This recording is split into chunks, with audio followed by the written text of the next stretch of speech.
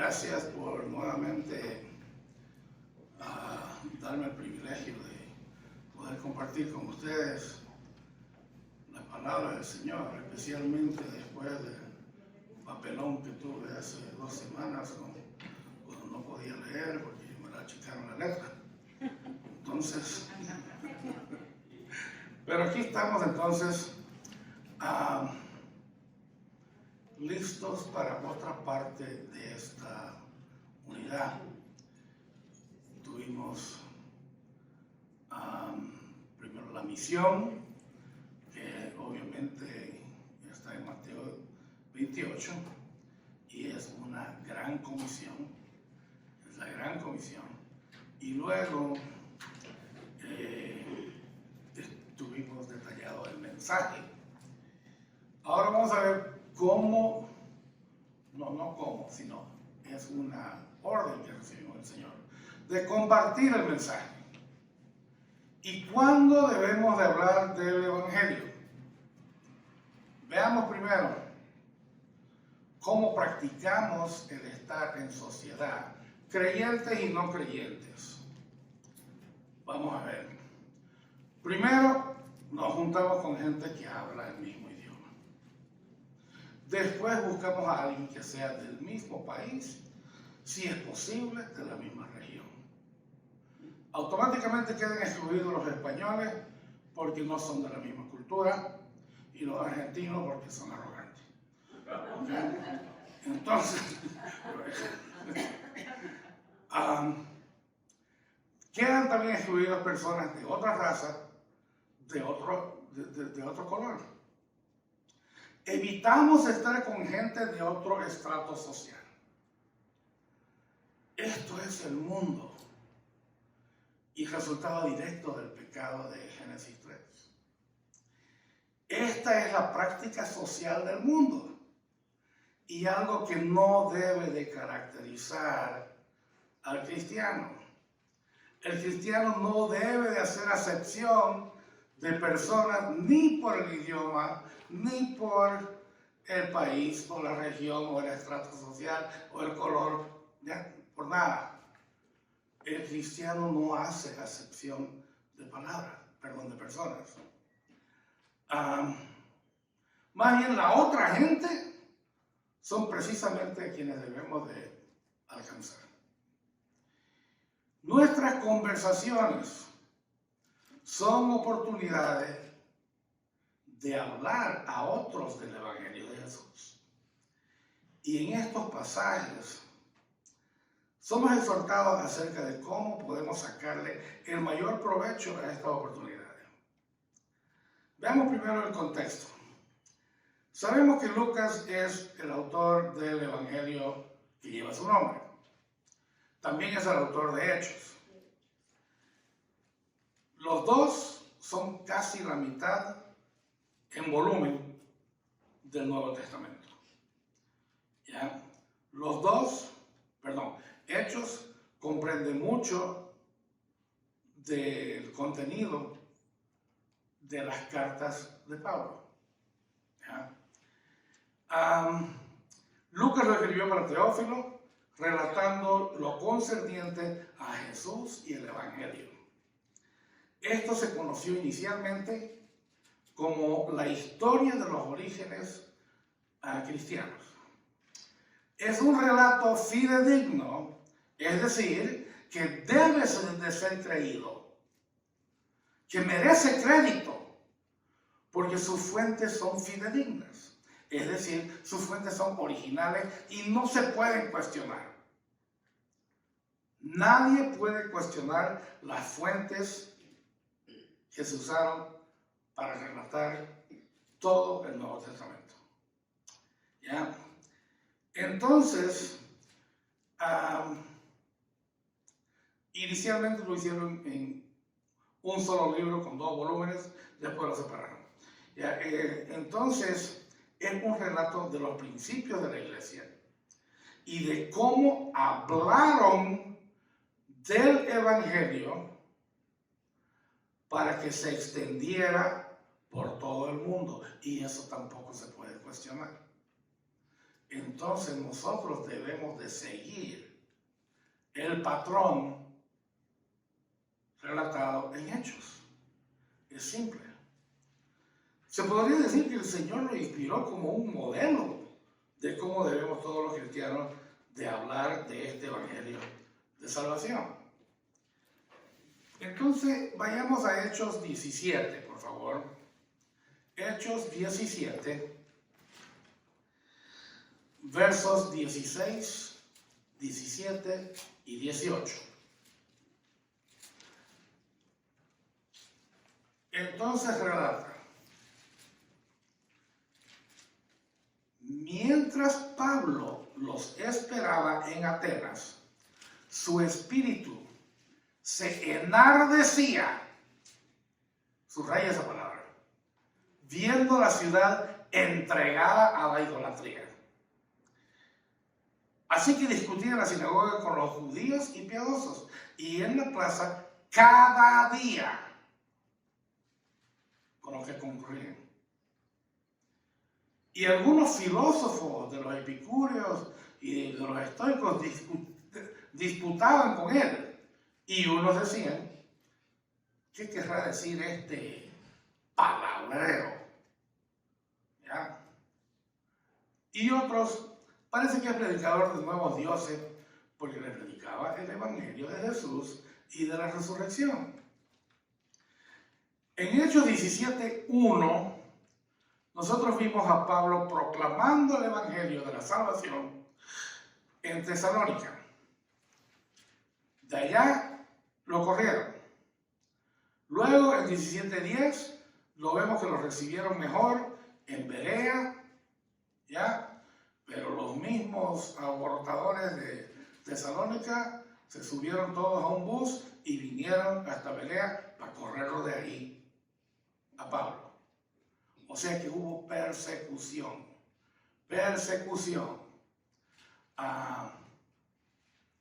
Y esto causó a los hermanos que llevaran a Pablo a Atenas, donde quedó, después de haber dado órdenes que le enviaran a Silas y Timoteo. Entonces, por eso que vemos, mientras Pablo los esperaba. ¿A quiénes? A Silas y a Timoteo. Vemos que su espíritu se enardecía viendo a la ciudad entregada a la idolatría. Con la persecución, ¿acaso se amedrentó? ¿Acaso se agüitó Pablo? No, sino con mucha intencionalidad y pasión se propuso proclamar el evangelio en Atenas. Aquí fue que se encontró cara a cara con la idolatría de esta cultura. Dice nuevamente, lo repito, que se enardecía, lo cual nos lleva a la primera exhortación que vemos en estos pasajes para aprovechar las oportunidades de compartir el evangelio cuando conversamos con otros. 1. Necesitamos enardecimiento por las almas que van a la perdición. Pregúntese por qué y vea usted si ese es el mismo sentimiento que tiene usted. Se enardecía porque Pablo estaba en fuego por el evangelio de salvación y por proclamarlo. Si tal era su pasión, entonces, ¿cómo cree que se sentía al ver lo triste que sería que todos estos atenienses muriesen en su pecado sin un Salvador? Eso es estar en fuego por el evangelio de la salvación. Esa es la actitud que todo cristiano debe de tener al ver a gente que no conoce a Dios único, el Creador, y el que la segunda persona de la Trinidad se hubiese encarnado y viniendo a la tierra, vivió una vida perfecta a fin de que pudiese entregar voluntariamente su vida, a fin de que todo aquel que en él creyera fuese salvo y tenga vida eterna. Al igual que los atenienses, la gente del mundo que conocemos nosotros, tienen ídolos. El hecho de que no estén postrados no significa que no los adoran.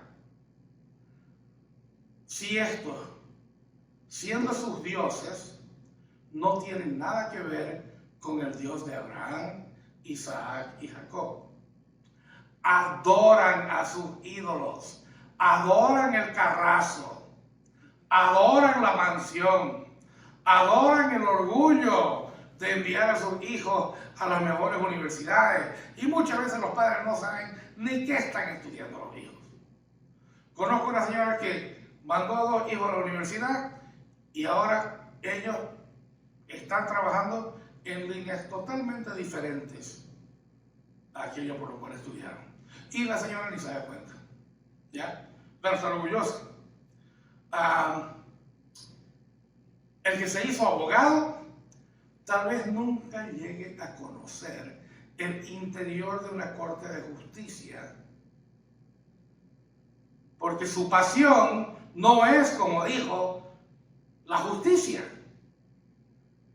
porque el pleito nunca llega a litigación, porque estos abogados 636, 36, 36 y los defensores no tienen pasión por la justicia, pero son buenísimos negociadores. De donde yo soy, los conocemos como tinterillos. Así los conocemos. ¿Ya? O sea, buenísimos negociadores. Usan su carrera y lo que se supone ser su pasión solo como un instrumento para alcanzar su verdadera pasión, que es el dinero. Ahí está su ídolo. Continuando con otras formas de ídolos. Adoran su físico, su belleza y lo sexy que son, y como todos los o las miran. Conozco una señora que se enorgulleció cuando alguien le dijo que a su edad aún paraba tráfico. Adoran su reputación. Y el cristiano, esto es lo triste, el cristiano que está viendo todo esto, está con la boca abierta, la baba helada, ¿ya? Cierra la boca, ¿ya? Y lo están mirando todo, pero no están enardecidos, ¿ya? No están furiosos, viendo que todos están de ida a un solo lugar y ese no es el cielo. El estar enardecido por esto no es el ser envidioso, es una indignación con celo por nuestro Dios. Una indignación no es envidia. ¿Ya? Vemos en los Super Bowl todo el derroche. Creo que cuesta $10,000 el boleto para entrar. Y gente que no lo quiere mirar en televisión, quieren pagar sus $10,000 y estar ahí. Y llega el medio tiempo y todas las propagandas o advertising, ¿ya? De todos los productos que también son ídolos. Y luego los cantantes, las cantantes y todo ese derroche. Y vemos cuando llega lo mismo, la gran pelea en el Caesars Palace. ¿Ya? O sea, da asco realmente. Personalmente yo me enardezco cuando veo eso. ¿Se enardece usted? ¿Ya? Porque van invitando con sus acciones, estos ídolos van invitando a otros que los sigan y vayan a su autodestrucción. ¿Ya? El diablo no tiene que tentarlos. No. El diablo se mete con usted y conmigo. Con ellos, los dejó. ¿Ya? Y no estamos enardecidos. Los cristianos lo miran todos maravillados y con la boca abierta en lugar de estar indignados. Para concluir la exposición de este verso, aquí vemos de que proclamar el evangelio de salvación de Jesús no era algo que Pablo hacía, lo voy a hacer cuando tenga tiempo. Lo voy a hacer cuando toda la casa esté un anís de limpia y después ya voy a ir a hacerlo. No, eso era su pan. Eso era lo que él hacía todos los días. Y después, todo lo demás. Pablo estaba viendo cada oportunidad para proclamar el evangelio. Y esta era su pasión. Era su vida. Simplemente quería ver a Jesucristo proclamado y no quería ver a miles de personas muriendo sin un Salvador. Y esto nos lleva a la segunda exhortación que vemos en estos pasajes. Para aprovechar la oportunidad de compartir el evangelio cuando conversamos con otros. Número 2, necesitamos ser intencionales, no casuales, al proclamar el evangelio de Jesús. O sea, no estamos reaccionando a que alguien dijo la palabra Dios y recién metemos nuestra cuchara. No. Nosotros somos intencionales. Estamos provocando que llegue ahí la conversación. ¿Ya? Verso 17. Dice, así que discutía en la sinagoga con los judíos y piadosos y en la plaza, subraye, cada día con los que concurrían. O sea, no era algo que lo hacía cuando o 2 veces por semana. Como vemos a través del libro de Hechos, la costumbre de Pablo en cada lugar que visitaba era de proclamar a Jesús primero en las sinagogas de los judíos locales. Esta discusión que Lucas cita no es más que una proclamación del evangelio, una prédica. ¿Ya? Pablo no se escondía, más bien buscaba cualquier oportunidad para hablar de Cristo. No tomaba el tiempo a la ligera, sino que lo invertía buscando a quién hablar. No contento con solo las sinagogas, sino que iba a los lugares públicos como la plaza, que era también el mercado local. ¿Ya?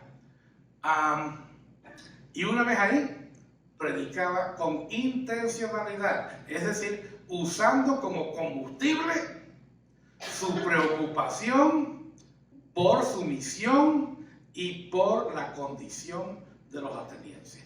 Ese era su combustible. Adicionalmente, la intencionalidad de Pablo se ve en la singularidad de enfoque de su tema. En otras palabras, en vez de perderse él dijo, o sea, tratar por un lado, ¿no? Vamos a hablar de política, o vamos a hablar de las Chivas, vamos a hablar de los Dodgers, y después nos metemos ahí. No. Singular. Pablo se metía directo. ¿Ya? Verso 18.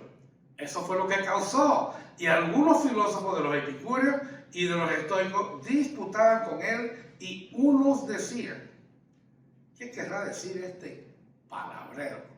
O sea, palabrero como usaban, como la palabra que yo uso, tinterillo. ¿Okay? O sea, algo denigrante. ¿Ya?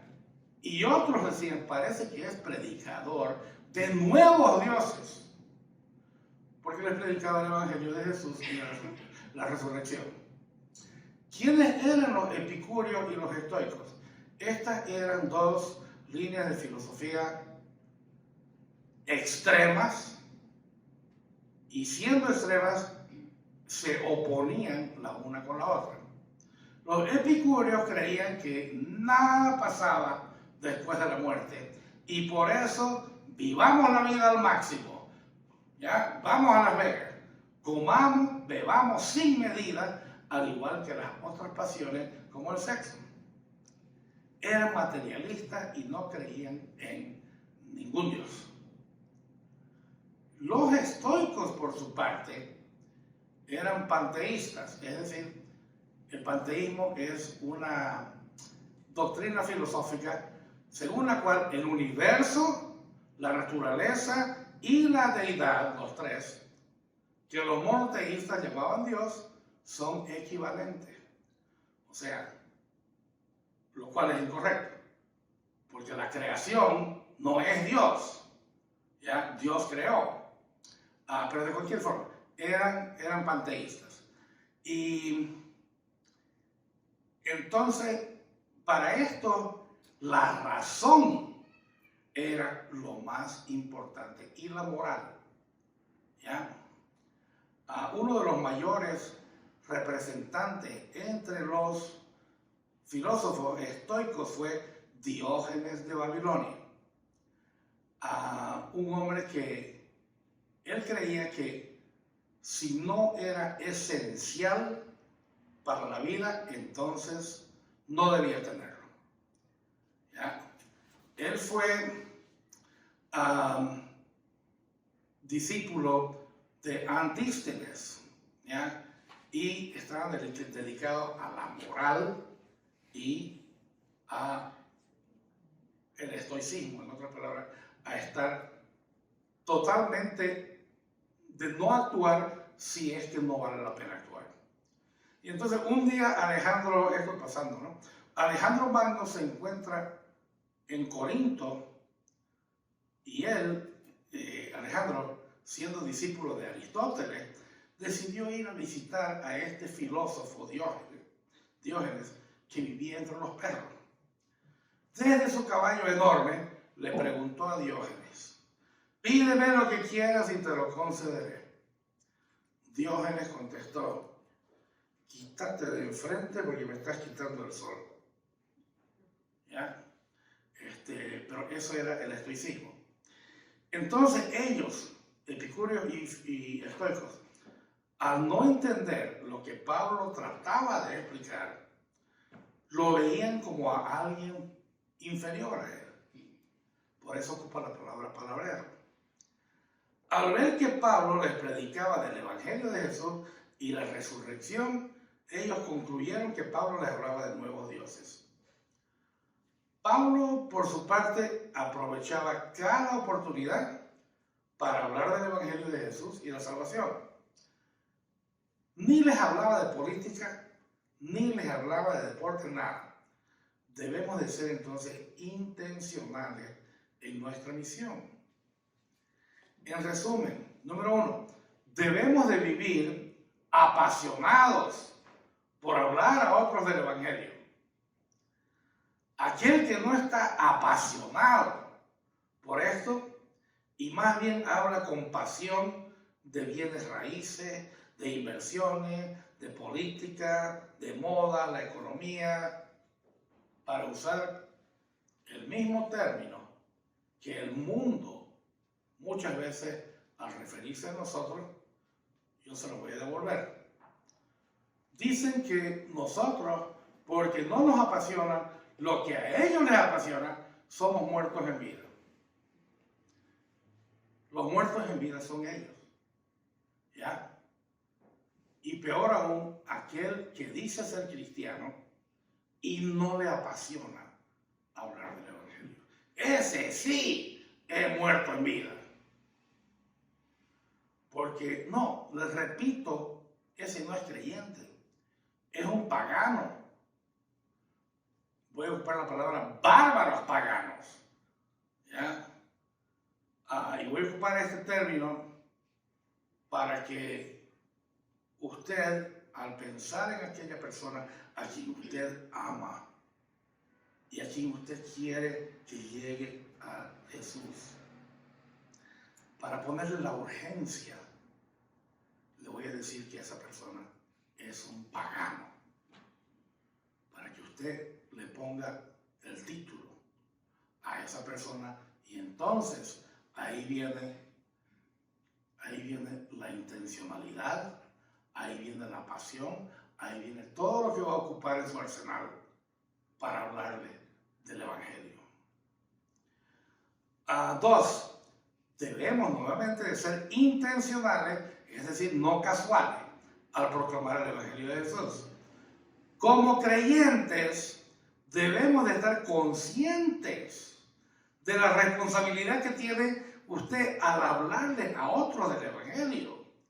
Debemos de sentir un dolor genuino por esa persona que se está perdiendo. Debe estar nuestro corazón sangrando por esa persona, porque sabemos que esa persona está yendo a otro lugar que el que usted y yo estamos yendo. Entonces debe haber esa pasión, debe haber ese dolor, ¿ya? Si es que lo que separa a esa persona de Dios es un pecado que es obvio, pues éntrenle por ese lado. Si es que el pecado es algo que ellos no ven como pecado, no le estoy haciendo daño a nadie, ni me estoy haciendo daño yo mismo. Entonces, el pecado de esa persona es la apatía, el no querer buscar a Dios. Entonces, éntrale por ese lado, directo. Versos 22, nos saltamos algunos versos. Vamos al verso 22 y el 23. Dice, entonces Pablo, puesto en pie en medio del areópago, dijo, varones atenienses, en todo observo que sois muy religiosos, porque pasando y mirando vuestro santuario, hallé también un altar en el cual estaba esta inscripción, al Dios no conocido, al que vosotros proclamáis, perdón, al que vosotros adoráis, pues sin conocerle es a quien yo le voy a anunciar. ¿Está usted siendo intencional en sus interacciones con los paganos? Consideremos un par de exhortaciones más que nos pueden ayudar en este sentido. La tercera exhortación que vemos en estos pasajes para ser intencionales, es decir, para aprovechar las oportunidades de compartir el Evangelio cuando conversamos con otros, es 3. Busquemos maneras de conectar que dejen ver nuestro interés genuino en aquellos a quienes le queremos compartir el Evangelio. Pablo hizo esto en por lo menos 2 maneras en estos pasajes. Más adelante hay otras más que no están listadas en los versos que vemos ahora. En el verso 22 vemos, entonces Pablo, puesto en pie en medio del areópago, dijo, varones atenienses, en todo observo que sois muy religiosos. Hablar del Evangelio no es fácil, así como vemos muchos como yo, que nos cuesta romper el hielo de persona a persona. ¿Ya? Debemos de mantenernos enfocados en nuestra misión. ¿Y cuál es el resultado deseado? Y no dar cabida a las emociones, porque con las emociones viene la hostilidad. Con la hostilidad ya se despidió a la persona. ¿Ya? Entonces, debemos de mantener clara, como hablamos la vez pasada, nuestra misión para no perder el rumbo y no desanimarnos en el proceso. En un lugar que era hostil al Evangelio, y ese era Atenas, Pablo fue muy creativo e intencional, buscando interactuar con los bárbaros incrédulos. En los versos que vimos anteriormente, Pablo les hablaba de Jesús y la resurrección, ya vimos eso, lo cual fue lo que los cautivó a ellos. ¿Okay? Entonces lo que sigue debe de conectar con esto para mantener esa intencionalidad. Y Pablo reconoce que lo que les llama la atención son las nuevas doctrinas. Eso les llamaba la atención. Estaban ahí en el Areópago, y en otro lugar, ¿ya? Estaban ahí nomás para ver qué había de nuevo, qué doctrina nueva había, y para buscar refutarla o creerla. Entonces, él se dirige con mucho respeto, empezando a referirse a los atenienses como varones atenienses. ¿Ya? Al pronunciar esto, ya tiene la atención de todos, especialmente cuando les dice, en todo observo que sois muy religiosos. Los conocía y les habla como a personas que estaban interesadas en aprender. O sea, él tomaba ya, ok, están interesados en aprender. Eso no va a ser mi problema, dice. Y ver su necesidad de Jesús como Salvador. La prédica, es solo un medio, es solo un instrumento. Permítame hablarles de otra persona. En el 2007 murió un gran predicador, pastor, llamado Chuck Smith. Él, en los años 60, empezó con su mujer, con su señor, con algo que les estaba sangrando el corazón. Y era de ver a los hippies. Y les sangraba el corazón. Y se iban ellos ahí al muelle de Huntington Beach e invitaban a estas personas a su iglesia. Y algunos llegaban. Y después fueron más. Y entonces la gente original de la iglesia se comunica con los ancianos de la iglesia. Y los ancianos vienen a Chuck y le dicen, bueno Chuck, hay que hacer algo aquí porque estos hippies que están llegando están descalzos y dejan mucha suciedad sobre la alfombra. Entonces Chuck le dice, no, eso tiene solución, le dice. Esta tarde misma saquemos las alfombras. O sea, los ancianos, ellos no tenían que preocuparse por ellos. Ellos ya eran salvos. Lo que le preocupaba y le sangraba el corazón a Chuck eran los hippies, la intencionalidad de dirigirse directo a ellos.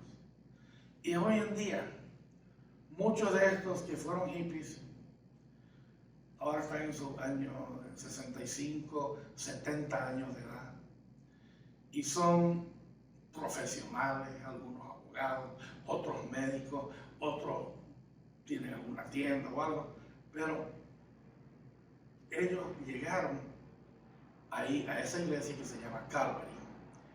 Entonces, Pablo, de la misma forma que Chuck, no reprende a los atenienses por su creencia. Chuck no les reprendió por estar descalzo, sino que usa una de sus creencias, Pablo, como punto de partida, como trampolín. Sí, si se trata de comunicar el mensaje, pero haciéndolo en la forma más eficaz. No podemos esperar que ellos se interesen en lo que tenemos que decir si no nos interesamos en ellos. Y ese era el foco de Pablo. Su corazón sangraba por la perdición de miles de atenienses. La segunda manera que vemos que Pablo buscó conectar con aquellos a quienes le quería compartir el Evangelio está en el verso 23. Porque pasando y mirando vuestros santuarios, allí también un altar en el cual estaba esta inscripción: al Dios no conocido, al que vosotros adoráis, pues, sin conocerle, es a quien yo os anuncio. Pablo afirmó haber observado cómo se conducían los atenienses. Esto los hace sentir elevados a ellos y los va acondicionando para lo que Pablo estaba por afirmar. Los atenienses están cautivados porque ven que Pablo ha hecho su tarea. Él estuvo ahí en los santuarios, vio los altares, hizo su tarea, ¿ya? Y definitivamente tenía un interés por ellos. Esto le da credibilidad e infunde el respeto de la audiencia. Les habla acerca de la inscripción que decía al Dios no conocido. Muchas veces los cristianos se acercan a los paganos y tratan de cambiarlo ese instante y critican sus creencias y están prontos a crucificar al individuo si no cambia ese rato. Pablo hace referencia a ese Dios desconocido al que ustedes adoran. Los atenienses, para asegurarse de que no se habían olvidado de un Dios, o sea, tenían tantos dioses, para asegurarse que no se habían olvidado de uno, tenían ese altar al Dios no conocido. Entonces viene Pablo y le dice: ese es el verdadero. Ese es el verdadero, le dice. ¿Ya? Entonces Pablo, usando raciocinio, viene a explicarle que ese Dios es el verdadero. Esto no es conectar por conectarse. No es conectarse simplemente para estar en el grupo. No. Él viene con ¿qué? Con intencionalidad. No se trataba de mezclarse con ellos, sino de comunicar fielmente el mensaje del Evangelio de Cristo, ¿ya? Y la salvación. Pero para esto debe de entenderlo y encontrar un punto de conexión. Así que, como hemos visto, debemos tratar de conectarnos con los incrédulos en algún punto para hablarles del Evangelio, lo cual nos lleva a la cuarta y última exhortación que vemos en estos pasajes, ya, para ser intencionales, es decir, para aprovechar cada oportunidad de que haya una conversación, una interacción, para aprovechar eso para compartir el Evangelio cuando conversamos con otros. Por sobre cualquier otra cosa es ser fieles al comunicar el mensaje. Versos 30 y 31. Vean cómo dice: pero Dios, ¿ya?, habiendo pasado por alto los tiempos de esta ignorancia, ahora manda a todos los hombres en todo lugar que se arrepientan. Por cuanto ha establecido un día en el cual juzgará al mundo con justicia, por aquel varón a quien designó, dando fe a todos con haberle levantado de los muertos.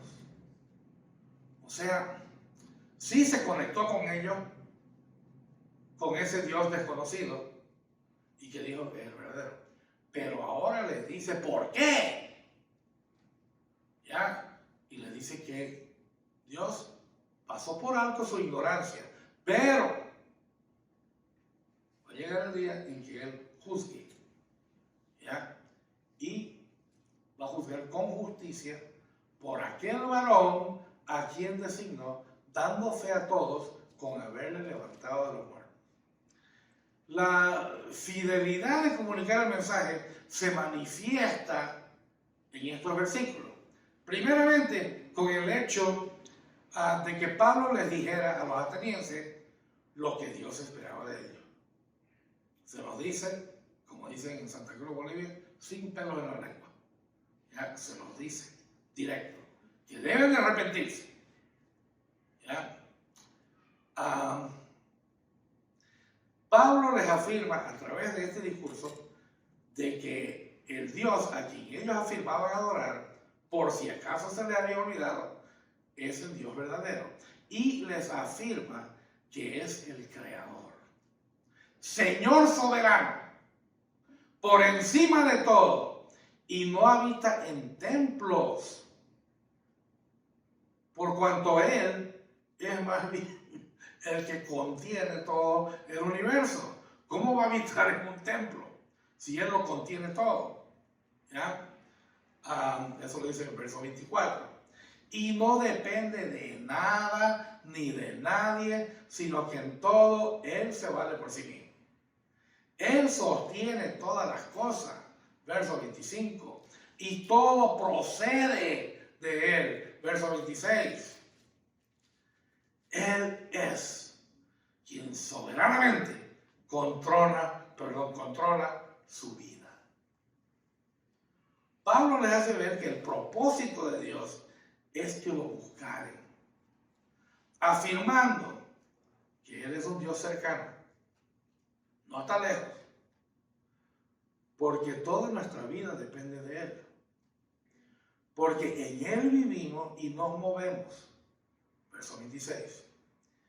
Viendo esa perspectiva de la pequeñez del hombre en comparación con la grandeza de Dios, parecía que ese Dios no conocido, a quien adoraban, era realmente el Dios verdadero, que estaba por encima de todo y no tenía comparación, tratando de anticipar lo que ellos pudieran pensar. Pablo inicia el verso 30 diciendo: pero Dios, habiendo pasado por alto los tiempos de esa ignorancia, en otras palabras, el hecho de que no conocían a Dios, que no hubiesen vivido para Él y hubiesen hecho cualquier cosa antes de conocer a Dios, todo queda atrás. Borrón y cuenta nueva. Este Dios verdadero es tan misericordioso que pasaría por alto el hecho que no lo habían reconocido antes. ¿Se da cuenta de la magnitud de eso? De que el Señor pasó por alto el hecho de que nosotros no lo habíamos reconocido antes. La gente es rencorosa. Obviamente Dios no es rencoroso. ¿Ya? Él, Dios, sabía que no lo habían reconocido e ignoraban su existencia. Pero ahora Pablo les está retando a creer y arrepentirse. Pero Dios ahora manda a todos los hombres en todo lugar que se arrepientan. No tiene más excusa. Sabían quién era Dios y quiénes eran ellos delante de Él. Por lo tanto, lo que Él demandaba de ellos, como Creador, Señor, soberano sobre todo, es justo lo que Él demanda. Lo cual nos lleva a una segunda manera en la que la fidelidad al comunicar el mensaje se manifiesta en estos versículos. Pablo les comunica a los atenienses el juicio que les espera. Verso 31. Por cuanto ha establecido un día en el cual juzgará al mundo con justicia por aquel varón a quien designó, dando fe a todos con haber levantado de los muertos. Pablo ya les ha dicho que deben de arrepentirse. Ahora les dice, por cuanto ha establecido un día en el cual juzgará a todo el mundo con justicia. Nadie, ni por cuna, ni por posesiones, ni por raza o color, está exento de esta realidad. Dios ha establecido para los hombres que mueran una vez y después el juicio. Hebreos 9:27. El juicio debe de venir por el pecado. Romanos 3:23. En el verso 18 que vimos, Pablo les habla acerca de Jesús y la resurrección. Aquí se conecta con esta idea nuevamente afirmando que Dios designó a este Jesús como juez, habiéndolo resucitado de entre los muertos y habiéndolo exaltado como Señor. Jesús fue declarado Hijo de Dios con poder según el Espíritu de Santidad por la resurrección de entre los muertos. Romanos 1:4. Por este motivo, Pablo ya invita a los atenienses a arrepentirse, ayudándoles a entender al Evangelio y a responder a este Evangelio. Pero eso no es todo, puesto que también al hablar del varón a quien designó y a quien levantó de los muertos, Pablo manifiesta la fidelidad al comunicar el mensaje de una tercera manera, proclamando ya que en Jesucristo hay esperanza.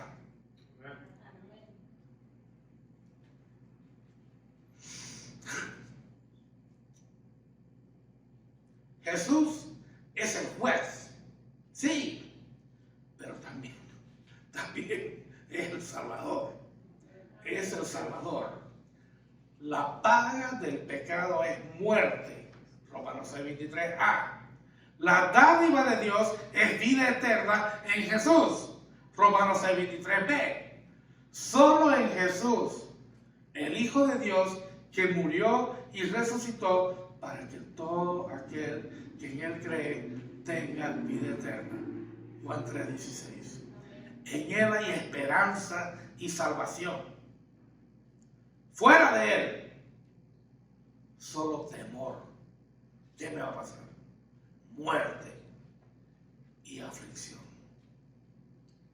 Entonces, ¿entiende usted la urgencia de arrepentirse de los pecados? Debemos de exhortar a todos a arrepentirse de los pecados. A arrepentirse de esa apatía que sí es un pecado bien grande. 2, más aún debemos de advertir a todos de la inminencia del juicio. El juicio viene, sí o sí. Debe usted dar la esperanza que hay en el Evangelio. Analicémonos cada uno y veamos qué sentimos al ver el fin que les espera a los incrédulos. No seamos abstractos, seamos bien objetivos y pongámosle cara y nombre a los paganos que usted conoce. Mi tío Hugo, mi tía Titi, mi cuñada, mi hermano Julio, mis primas, mis primos, mis sobrinos, mi sobrina. Todos tienen cara y los veo pagano, pagano, pagano, pagano. Y me sangra el corazón.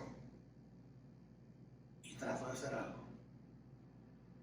Eso es nuestra comisión. ¿Ya? El Señor no hace acepción de personas. Por esto la proclamación de las buenas nuevas de salvación en Jesús y vida eterna deben de ser proclamadas a todos. haciéndoles ver la inminencia del juicio que vendrá y ofreciendo esperanza en Jesús. Debemos de aprovechar cada oportunidad para abordar el problema más grande que tienen los bárbaros paganos, los incrédulos, sabiendo que la vida eterna depende de si abrazan o si rechazan al Evangelio. Busque oportunidades, edifique puentes para conectarse, pero no olvide de establecer claramente quién es Dios y quiénes son ellos y lo que Dios demanda de ellos ahora, que lo ha visto todo lo que habían hecho en ignorancia, ya borrón y cuenta nueva. Busque activamente conversar con otros, salga de su comodidad y busque también personas que no sean como usted, como vimos al principio. Busque intereses comunes para iniciar conversaciones provechosas con los paganos. Sea intencional, no reaccionario, intencional. No espere que el tema venga, usted provóquelo. Al hablar de Jesús siempre que pueda. Dios quiere que no solo crea en el Evangelio, sino que le está pidiendo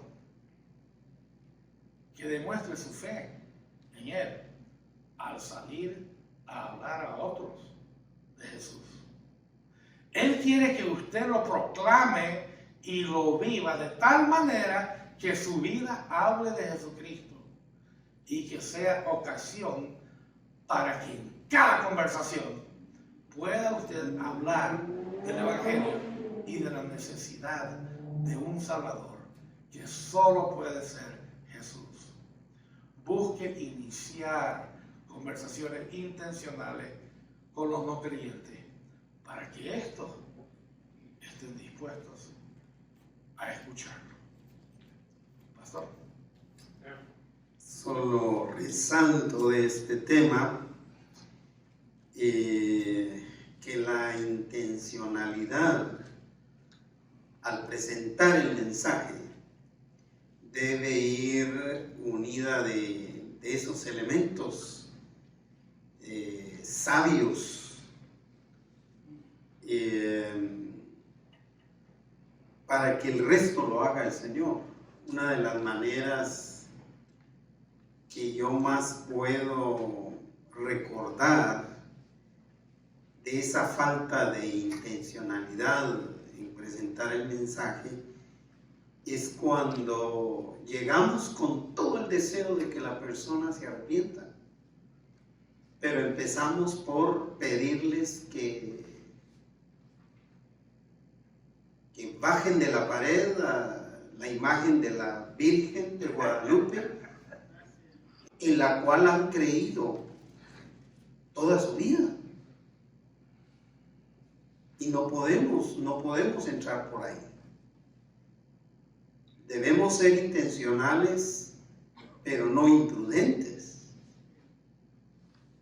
Hay que depender de la sabiduría de nuestro Dios para dirigir el mensaje. Cuando yo estoy percibiendo la intencionalidad de Pablo, es que no perdamos de vista la presentación en esencia del Evangelio. Porque la intencionalidad con facilidad, y nosotros creyentes, ese es un problema de nosotros los creyentes. Con facilidad podemos cambiar nuestra intencionalidad en otra dirección. A veces nuestra intencionalidad se ve reflejada en la promoción de fondos. Así de sencillo. Pero nuestra intencionalidad debe estar enfocada siempre en presentar la esencia del Evangelio. Pablo sufría, Pablo experimentaba ese ardor de corazón por la salvación de tanta gente. ¿Qué vemos cuando vemos noticias, por ejemplo, esta noticia de esta semana de ese edificio que colapsó? A esto se refiere la intencionalidad del Evangelio. ¿Qué vemos? ¿Qué es lo que nos hace arder el corazón? Las personas que pudieron haber muerto sin que alguien les insistiera del Evangelio. Y hay que recordar que para que una persona se entregue al Señor, el Evangelio tiene que estarlo escuchando. Son pocos los que a la primera que escuchan el Evangelio se entregan. Así que tenemos una gran responsabilidad. Damos gracias a Dios por este magnífico tema. Padre, te agradecemos tu bondad con nosotros. Gracias, gracias. Cada vez, Señor, que nos recuerdas lo intencionados que debemos ser al presentar tu palabra. Te alabamos, te bendecimos. Gracias, mi Dios, por darnos la oportunidad de poder reflexionar en este tema tan importante. En tu nombre, Señor, oramos. Amén.